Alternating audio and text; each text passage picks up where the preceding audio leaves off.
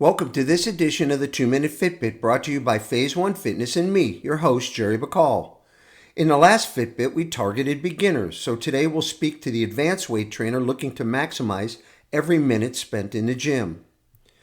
If you're wondering where I get my ideas for these little nuggets of knowledge, it's usually by observing people in the gym and seeing what they're doing wrong or inefficient and how I would help them if I were in charge of their fitness or weight training routine.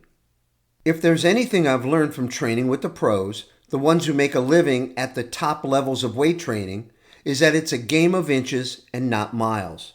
If that's too abstract, let me break it down. It's the little things that count.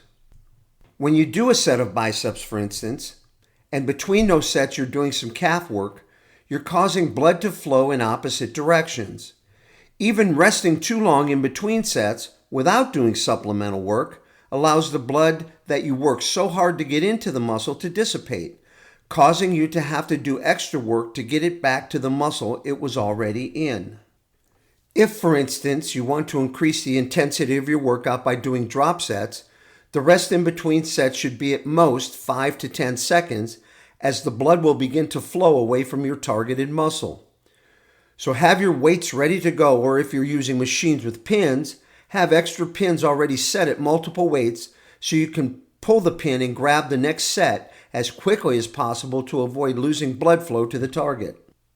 These are the finer points of intense training, but every little bit matters when you're working at a more elite level.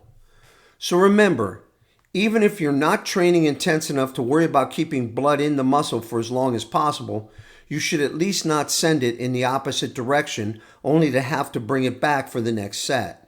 If you do alternate work between sets, keep the blood in the same hemisphere.